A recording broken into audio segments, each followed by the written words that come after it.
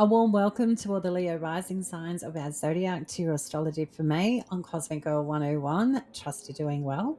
In this video, we're going to be talking about planets in transits that are significantly affecting the Leo rising signs, what it means for you in this video. Let's get to it. A warm welcome. Mars will be transiting in your first house as a Leo rising sign for the whole month of May. And Mars has been here for a little while in your first house and will continue to give you the energy, initiation, passion, and bravery to act on your free will. If you're feeling the itch to start something new with your health, your body, your sense of self, or even your life. And I mean, that's a big thing to say, but this is what Mars can encourage us to feel and utilize at our free will, the energy and initiation to take bold steps and be a pioneer for ourselves. So, Mars transiting in Leo for the month of May is giving you plenty of curry, if you will, and that means heat, plenty of heat to make some changes for yourself and do the things that you love that is nearest and dearest to your heart. Mars is really good at creating strength for yourself. So this is good to eliminate distractions and things that are perceived as weakness in your experience. So if you have weakness in your physical body or your health, then you'll be hellbound on getting on top of it with Mars in your first house, because your passion is to feel vibrant and energized at all times and enjoy your life. So if there's ailments or physical problems, then Mars will really exacerbate them for you to get on top of them. And at least, which is very, very empowering, is that Mars is going to give you the courage to get things once and for all sorted so you can feel your fabulous best. So Mars in Leo is quite uplifting. At times, if you do have problems with inflammation, problems with any physical blockages or obstacles, Mars can really help you blast through them. So that's quite helpful for finally addressing things that are slowing your physical body down. So also a really good transit for operations.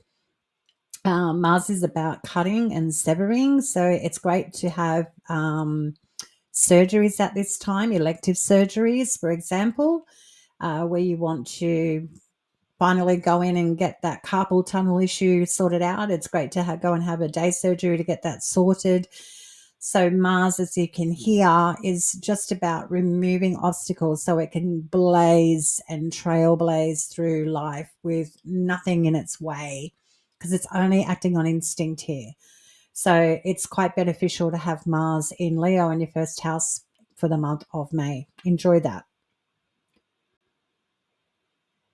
As a Leo rising, your ruling planet is the sun. Congratulations. The sun is the ruling planet, and it's transiting for the first 3 weeks of May in Taurus in your 10th house. So that 10th house is your focus. And so you may be really invested, if you will, on establishing wealth for yourself, expanding your business, expanding your reach with this transit. You may also find that you're trying to hit a personal goal with the sun in your first house. So the sun in Taurus is about holding that line of something that's steadfast, consistent, something that is reliable.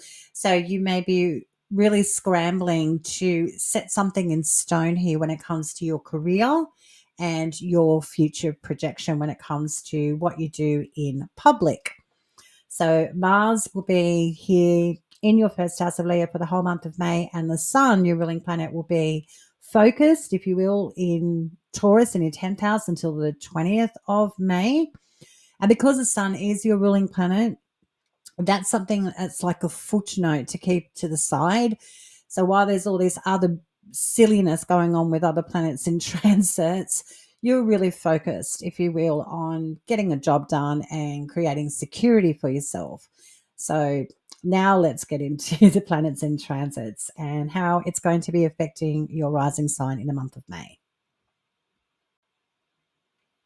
On the 4th of May, we see outer planet Pluto retrograding in Aquarius. And this retrograde will last until the 13th of October. So it's quite some time with Pluto retrograding in your 7th house of relationships. Pluto retrograde in Aquarius is seeing relationships and people, your one-on-one connections, really doubling down on their efforts to liberate and free themselves from the status quo. So you might be hearing some very strong opinions coming from those nearest and dearest to you, Leo rising, about their ideas and concepts about their future and what they're actually doubling down on to make something become their reality that's not quite here yet. So for this transit, I think you'll just be supporting people to be more in the mode of self-advocacy, to do what they want and need to do to break into new terrain. And I think you'll just be giving them a nudge of support. So I would expect other people in relationships in your life, Leo rising, to be going through some big life changes. So it's not that it's you going through these changes and transitions of empowerment. It's that you're supporting people that are nearest and dearest to you to encourage them to make things just so. And even if their ideas and concepts are a little bit a little bit, not your cup of tea, the idea here is that people are still coming to you for support. And your role in this is to simply let them speak freely from their heart and encourage them when you can and support them when you can. On the 5th of May, we see Venus sextiling Pluto retrograde. So all that inspiration that people around you are displaying and talking with you and possibly trying to get you on board to keep prepping them up, or maybe even offering you to come along with them on their whimsical journey. The 5th indicates that you might be inspired to take your own action in regards to liberation and freedom and changing up your ideas and concepts about the way you view the world and how you can actually get more skin in the game. So on the 5th of May, I think you're inspired by those nearest and dearest to you to start something fresh and new for yourself that really makes your heart sing. So the 5th of May is a day of inspiration to get a fire lit under your own feet. On the 10th, we see Mercury leave Aries and ingress into Taurus in your 10th house, joining your ruling planet, the Sun, well, at least until the 20th of May. With Mercury in Taurus in your 10th house, while you're advocating for yourself and really putting your best foot forward to harmonize and create a lot of stability with your work and your career and what you do in the public, Mercury, when it ingresses into Taurus, this is where the busyness escalates. It all becomes, Leo rising, about, so what money can I actually make that sustains me? What are the social connections I need to rub shoulders with to help me achieve my lofty ambitions and goals? And where can I do some researching? Where can I really get down to brass tacks here and take some really brave action in regards to building on my public image and what it is that I'm proud of to display when it comes to my career and my professional life. So Mercury from the 10th of May in your 10th house with your ruling planet, the Sun, this is all systems go. It's time to take action, and it's certainly time to get a little bit more savvy when it comes to reaching other people that you haven't and even entertained before that you could reach with your services, or what you can bring to the table when it comes to your skills, talents, and abilities. Quite a beneficial transit when Mercury is in Taurus in your 10th house. On the 12th, we have a full moon in Scorpio. This full moon is happening at 22 degrees, and this is your 4th house. So Mars, the ruler of Scorpio, is transiting in your first house of Leo. And being the ruler of this full moon, your first house and your fourth house are intimately connected. And this indicates that you may be feeling the urge, if you will, to double down on safety and security when it comes to your home and how you can take acute action to make that happen. So something could be going on in the home, in the family, with a parent, or your actual physical dwelling that makes you feel like you need to get moving on taking some acute action. You might be also be a little bit rattled with this and may feel that you don't have the resources or the confidence to take action and execute plans regarding your home, your family, or with parents, for example, when it comes to establishing safety and security with those topics and subjects. So take it easy on the 12th of May.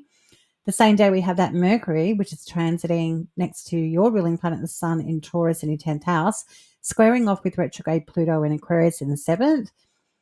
So this indicates that other people that will inspire you to take some action, you might start feeling at the time of this full moon that I really should be listening to myself and not other people. Maybe I've just started to believe in something that I shouldn't have. So this is like nerves, and it's got to do with your sense of security and stable foundation. So easy does it on the 12th of May. On the 18th, Mercury squares off with Mars in your first house. So from your first house to your 10th house, this is about showing up for yourself when it comes to work and being in the public. So you may hit an energetic snag on this day. On the 20th, your ruling planet, the Sun, now leaves Taurus, your 10th house, and ingresses into Gemini, your 11th house, for 4 weeks. So when you're shining on your friends, your dreams, and your alliances, all is well in Leo Rising's connections land. So you're giving time to your sense of dreams for your future. And that may be a little bit out of character for you, but I think with those significant relationships in your life and other people, going for their dreams and their goals and being determined, I think this inspires you to, again, think about your dreams and directions, even though you had that square with that full moon. I think you're getting back on board with being more optimistic and having more faith in the intangible here with this transit. And you also can benefit from knocking shoulders with people that are really inspiring innovators when it comes to what they do with their life and how they move and interact with other people.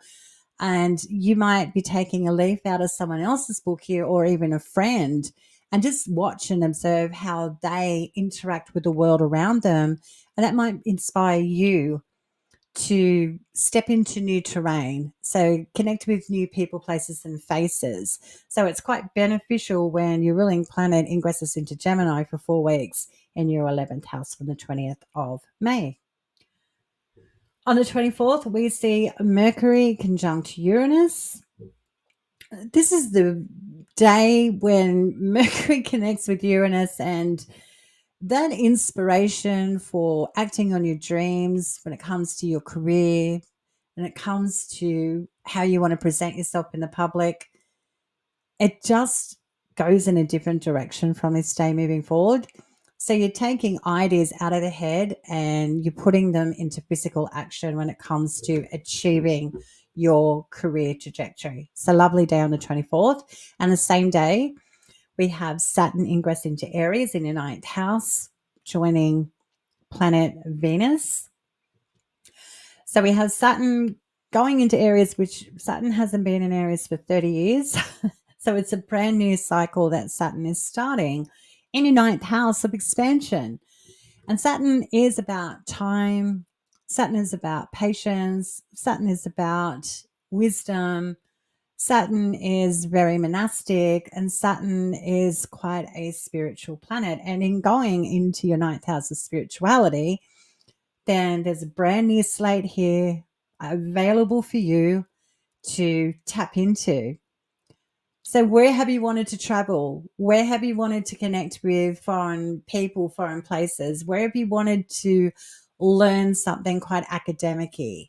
Where have you wanted to expand your spiritual scope? What about your philosophy on life? Where can you start to entertain all the deliciousness of the variety and plenty that this world and this life has on offer for you?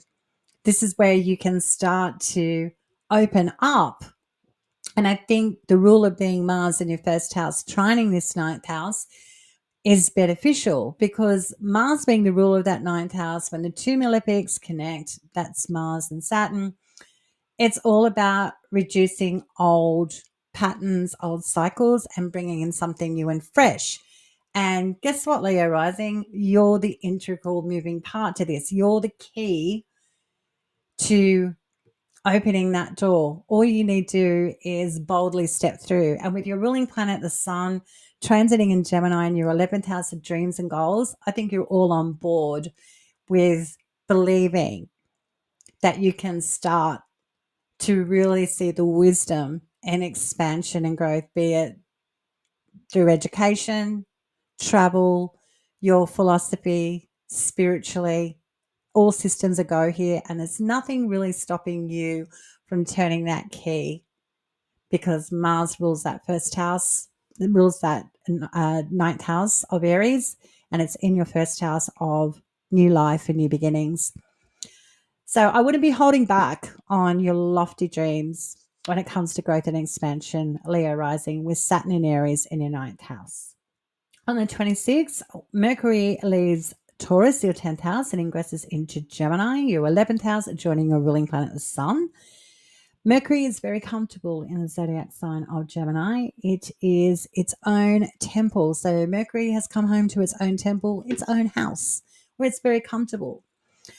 So there's lots of action and movement going on with your friends, your alliances, and even your dreams and goals get an extra boost of intellectual energy with Mercury moving into Gemini in your 11th house. So expect the phone to ring, social connections and invitations to flow. You may also see some serendipitous and synchronistic events happening with Mercury in Gemini in your 11th house.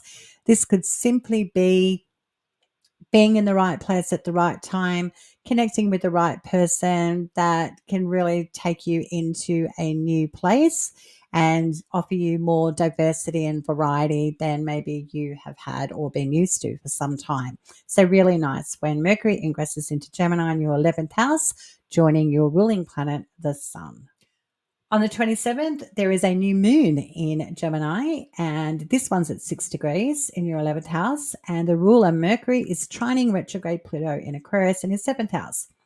Earlier in the month, Mercury was squaring off with retrograde Pluto, where you may, that was at the full moon, and you may have thought, oh, I really shouldn't have just believed that I could take a feather out of my one of my relationships hats and believe that I can do something. But now on the 27th with this new moon in Gemini, it's all systems go. I think the doubt and the disbelief is left at the door where it belongs. And I think on the 27th, you're emotionally connected to actually start something for yourself and really believe that you can turn water into wine in your own reality when it comes to your inspiring thoughts about the bigger picture of life and how your life can change significantly. And all it takes is you to believe and emotionally connect with your body that you can have exactly what you want. Look what everyone else is doing.